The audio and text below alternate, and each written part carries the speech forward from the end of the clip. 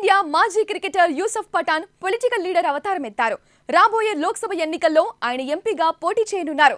భారత జట్టుకు విశేష సేవలందించిన ఈ మాజీ క్రికెటర్ తాజాగా మమతా బెనర్జీ పార్టీ టీఎంసీలో చేరారు.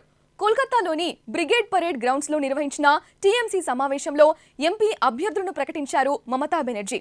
మొత్తం 42 స్థానాలకు గాను అభ్యర్థులను ప్రకటించగా వారిలో యూసఫ్ పఠాన్ పేరు ఉండటం అందరినీ ఆశ్చర్యానికి గురిచేసింది.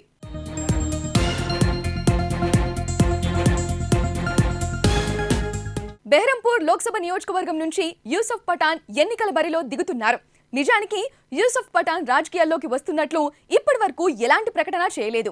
సడన్ గా సీఎం మమత యూసఫ్ పఠాన్ పేరు ప్రకటించేసరికి క్రికెట్ ఫ్యాన్స్ అంతా ఒకంత ఆశ్చర్యానికి గురవుతున్నారు.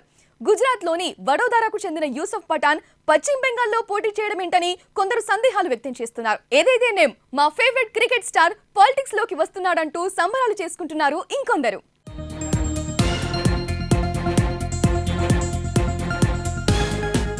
ఒకప్పుడు కోల్కతా నైట్ రైడర్స్ టీమ్ కు ఆడిన యూసఫ్ పఠాన్ తన ఆట తీరుతో కోల్కతా ప్రజలకు దగ్గరయ్యాడు. బెంగాలీ ప్రజల్లో పఠాన్ కున్న ఆ పాపులారిటీని గుర్తించే దీదీ లోక్సభ టికెట్ ఇచ్చిందంటున్నారు. అయితే క్రికెటర్లు రాజకీయాల్లో రావడం కొత్తేమీ కాదు. గతంలో చాలా మంది లోక్సభకు పోటీ చేసి గెలిచారు. రాజ్యసభకు ఎన్నికైన వాళ్లు కూడా ఉన్నారు. క్రికెట్ లెజెండ్ సచిన్ టెండూల్కర్ గతంలో రాజ్యసభకు ప్రాతినిధ్యం వహించగా ప్రస్తుతం టర్మినేటర్ హర్భజన్ సింగ్ రాజ్యసభ ఎంపీగా కొనసాగుతున్నారు. లోక్సభ విషయానికి వస్తే టీమిండియా మాజీ ఓపెనర్ గౌతమ్ గంభీర్ ప్రస్తుతం న్యూఢిల్లీ నుంచి లోక్సభకు ప్రాతినిధ్యం వహిస్తున్నాడు. 2019లో బీజేపీ అభ్యర్థిగా గెలిచారు.